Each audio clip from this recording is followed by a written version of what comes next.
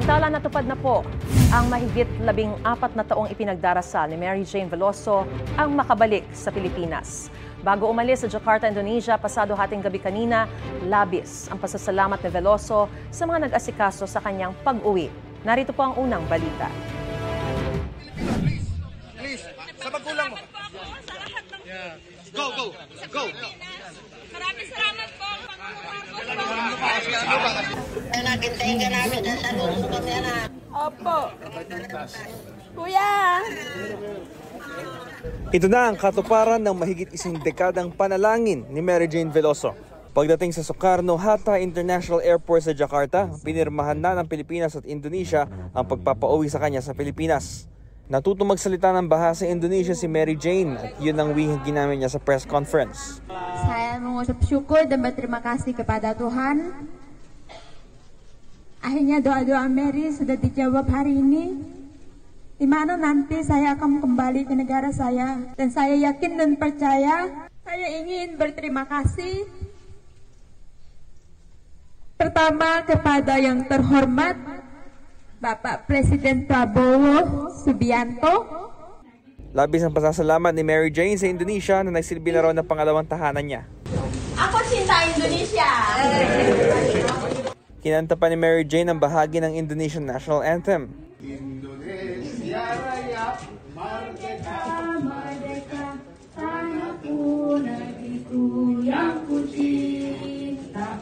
Indonesia Raya, Merdeka, merdeka, hiduplah Indonesia Raya. Ikinuwento ni Mary Jane na naging mabuti ang pagtrato sa kanya habang nakakulong sa Women's Penitentiary sa Yogyakarta.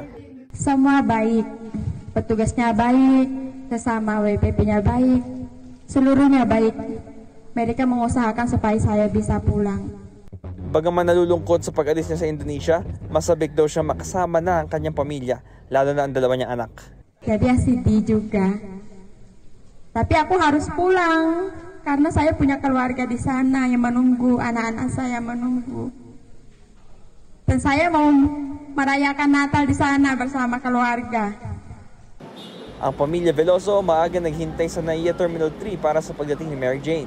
Sinabi naman ng mga otoridad sa Indonesia na hindi na siya pwede makabalik doon dahil sa kanyang kaso. Naaresto at nakatulan ng bitay si Mary Jane noong 2010 matapos mahulihan na mahigit 2 kilong heroin sa kanyang maleta. Gid niya noon, ipinabitbit lang ng kanyang recruiter ang maleta at hindi alam na may laman itong droga. Pareho pa rin ang sinasabi niya ngayon. Gusto ko na mabuktikan na makalaya ako na clemency, mapawalang sala. Okay, bakit? Go ahead. Sige. Kasi wala akong kasalanan. Si Pangulong Bongbong Marcos ang magpapasya kung bibigyan ng clemency si Mary Jane Veloso. Ano man ang desisyon ng Pangulo, igagalang daw ito ng Indonesian government. Ito ang balita, Bam Alegre para sa GMA Integrated News.